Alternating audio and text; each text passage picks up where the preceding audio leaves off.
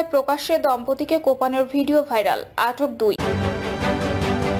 বালিয়াডাঙ্গিতে চালকের গলা কেটে অটোরিকশা ছিনতাই।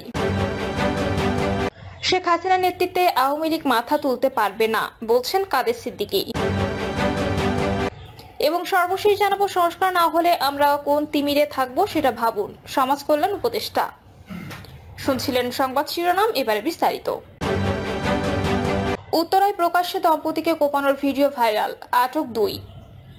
রাজধানীর উত্তরায় প্রকাশ্যে 2 তরুণ তরুণীকে কোপানোর ভিডিও ছড়িয়ে পড়ায় সামাজিক যোগাযোগ মাধ্যমে তোলপাড় চলছে। এই ঘটনায় 2 জনকে আটক করেছে পুলিশ। তারা হলেন মোবারক হোসেন ও রবি রায়। তারা একটি বেসরকারি হাসপাতালে চিকিৎসা নিচ্ছেন, তবে তাৎক্ষণিক তাদের নাম পরিচয় জানা সম্ভব হয়নি। ভাইরাল হওয়া ওই ভিডিওতে দেখা যায় সাদা শার্ট পরিহিত একজন তরুণ 2 তরুণীকে রামদা দিয়ে কোপাচ্ছে। তখন তারা 2 জন চিৎকার করছিল। এ সময় জীবন বাঁচাতে ওই নারীকে হাত জোর করে সন্ত্রাসীদের কাছে মাপ চাইতে দেখা গেছে। পুলিশ সূত্রে জানা গেছে, প্রাইভেটের সঙ্গে মোটরসাইকেল লাগায় কথা কাটাকাটি এক পর্যায়ে গাড়ি ড্রাইভার আর তার সঙ্গে থাকা অজ্ঞাত ব্যক্তি গাড়ি থেকে রামদা বের করে মোটরসাইকেল আরোহীকে কোপ দেয়। এর সময় জনগণ অজ্ঞাত ওই 2 জনকে ধরে গণধোলাই দিয়ে পুলিশের সোপর্দ করেছে। যার হাতে রামদা ছিল সে ওই গাড়ির ড্রাইভার। গ্রেপ্তার মোবারকের বাড়ি শেরপুরের শ্রী বরদি থানায়। তিনি টঙ্গী পূর্ব থানা এলাকায় ভাড়া থাকেন। আর রবি রায়ের বাড়ি টঙ্গী পশ্চিম থানার হাজির মাজার এলাকায়। বিষয়টি নিশ্চিত করে উত্তরা পশ্চিম থানার ভারপ্রাপ্ত কর্মকর্তা হাফিজুর রহমান জানান, যারা কুপিয়েছে তারা সন্ত্রাসী। এ ঘটনায় 2 জনকে আটক করা হয়েছে। বাগীদের আটকে আমাদের টিম কাজ করছে। আহত দম্পতিকে হাসপাতালে চিকিৎসাধীন। বিস্তারিত তদন্তের পর বলা হবে বলেও জানান তিনি। বালিয়াডাঙ্গিতে চালকের গলা কেটে অটোরিকশা ছিনতাই। ঠাকুরগাঁয়ের বালিয়াডাঙ্গিতে ব্যাটারি চালিত অটোরিকশা চালক কমিরুল ইসলাম গলা কেটে অটোরিকশা নিয়ে পালিয়েছে ছিনতাইকারীরা। সোমবার রাত 8টায় বালিয়াডাঙ্গি উপজেলার বড়বাড়ি ইউনিয়নের রূপগঞ্জ কাশিটাঙ্গা গ্রামে এ ঘটনা ঘটে।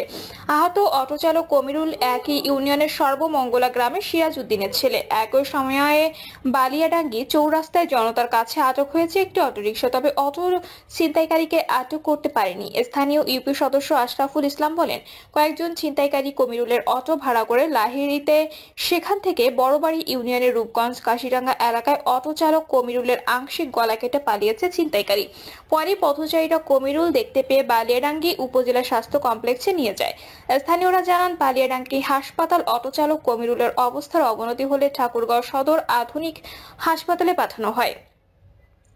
বালিয়াডাঙ্গি থানার ভারপ্রাপ্ত কর্মকর্তা শওকত আলী সরকার বলেন, বালিয়াডাঙ্গি চৌরাস্তায় একটি মোটরসাইকেলের সাথে অটোরিকশা ধাক্কা লাগে। পরে অটোরিকশা রেখেই চালক পালিয়ে যায়। পরে স্থানীয়রা ছিনতাই অটোরিকশা সন্দেহে পুলিশে খবর দিলে অটোটা থানায় আনা হয়। পরে জানতে পারি অটো ছিনতাইয়ে একজন আহত হয়েছে। এই অটোরিকশা তার কিনা সঠিক বলা যাচ্ছে না। পুলিশ আহত হওয়ায় ঘটনাস্থল পরিদর্শন করেছে। তদন্ত করে পরবর্তী ব্যবস্থা নেওয়া হবে। শেখ হাসিনার নেতৃত্বে আওয়ামী লীগ মাথা তুলতে পারবে না বলছেন কাদের সিদ্দিকী। ক্ষমতাচ্যুত শেখ হাসিনা তার অনুগত কিংবা বঙ্গবন্ধু পরিবারের কারোর নেতৃত্বে 100 বছরেও আওয়ামী লীগ মাথা তুলে দাঁড়াতে পারবে না বলে অভিমত ব্যক্ত করেছেন কৃষক শ্রমিক জনতা লীগের সভাপতি বঙ্গবীর কাদের সিদ্দিকী বীরুত্তম। সমকালকে দেওয়া এক সাক্ষাৎকারে তিনি বলেছেন, অনেকের ধারণা শেখ পরিবারের কেউ আওয়ামী লীগের নেতৃত্বে এলে ভালো হবে না।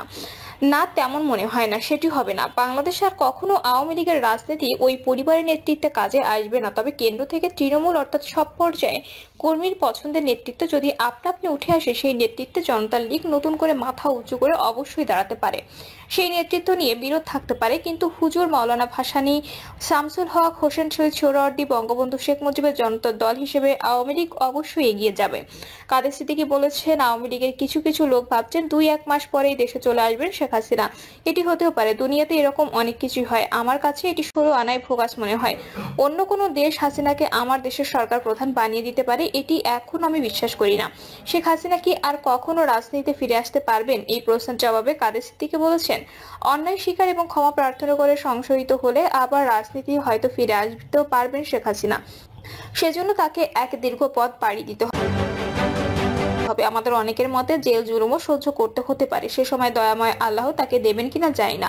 শেখ হাসিনা তার শাসনের বছর 3 পর থেকেই দেশ, জনগণ ও বঙ্গবন্ধু রাজনীতির ক্ষতি করেছেন বলে মন্তব্য করেছেন কৃষক শ্রমিক জনতা লীগের সভাপতি।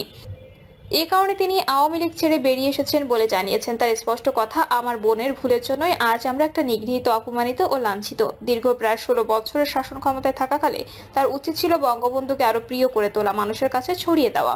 তিনি সেটি করেননি। তিনি মানুষকে অপমান করেছেন। তোফায়েল আহমেদ, আব্দুর রাজ্জাক, লীগের সাবেক সাধারণ এবং ডক্টর কামাল হোসেনকে পদে পদে ছোট করেছেন। আমি কতটা সম্মান পেয়েছি সেটি না হয় ছেড়ে দিলাম। আমার বড় ভাই লতিফ সিদ্দিকী, যাকে দেখে রাজনীতিতে এসেছি, যার জন্য বঙ্গবন্ধুকে পেয়েছি, বঙ্গবন্ধুর জন্য দেশকে ভালোবাসতে শিখেছি, তাকে কি অপমাননা করেছেন?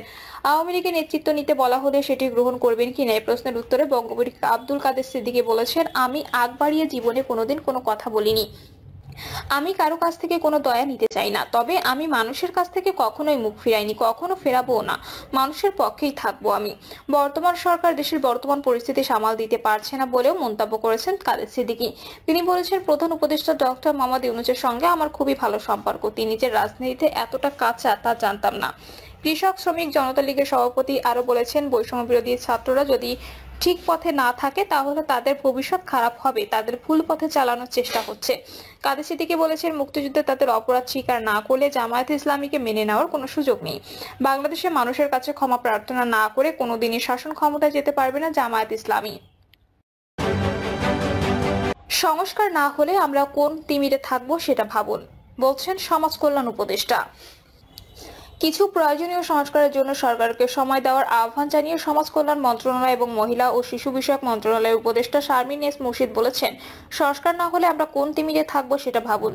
শারমিন এস মুর্শিদ বলেন, আপনারা সবাই জানেন কিসের উপর দাঁড়িয়ে আমরা এখানে এসেছি। একটি অন্ধকারাচ্ছন্ন জায়গা থেকে আমরা আলোর দিকে ধাবিত হচ্ছি। সেই জায়গায় যদি সমাজের যারা আছেন তারা ধৈর্য ধরে একসঙ্গে মিলে সংস্কারের পথটা তৈরি না করি, তাহলে এর ভিত্তিতে আমরা নির্বাচন সংস্কার যাই করি না কেন সবাই কিন্তু অসম্পূর্ণ থেকে যাবে।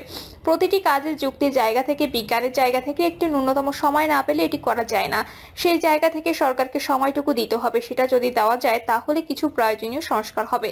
আর যদি না দেওয়া যায়, সেটা যদি রাজনৈতিক কারণে না হয়, তাহলে সেটার দায় রাজনীতিতে যারা আছে তাদের নিতে হবে এবং আমাদেরও নিতে হবে। কারণ সংস্কার তো হবে না। আর সংস্কার যদি না হয় তাহলে আমরা কোন তিমিরে থাকবো সেটা আপনারা ভাবুন। দেশের বিভিন্ন অঞ্চলে আত্মহত্যা, নারীদের মাদকাসক্তি ও বাল্যবিয়ের হার বেড়েছে জানিয়ে তিনি আরো বলেন, এবারে ডিসি সম্মেলনের যে সম্পূর্ণ গুরুত্বপূর্ণ বিষয়টি উঠে এসেছে সেটি হলো দেশের কিছু এলাকায় আত্মহত্যার হার বেড়েছে। ছেলেদের পাশাপাশি মেয়েদের মাদকাসক্তির পরিমাণ বেড়েছে, এমনকি বাল্যবিয়েও বেড়েছে, যাতে করে সাংসারিক সংকট তীব্র হয়েছে। তিনি বলেন, সমাজসেবায় বাৎসরিক যে অর্থমাত্রা নির্ধারণ করা হয় সে অনুযায়ী আমরা সেবা দিতে পারি না। এর অন্যতম কারণ বাজেট সংকট। ডিসিরা যেসব দাবি দিয়েছেন তাতে বোঝা যায় যে আমাদের ঘাটতি আছে। ঘাটতি পূরণে কিছু উদ্যোগ নেওয়ার কথা হয়েছে।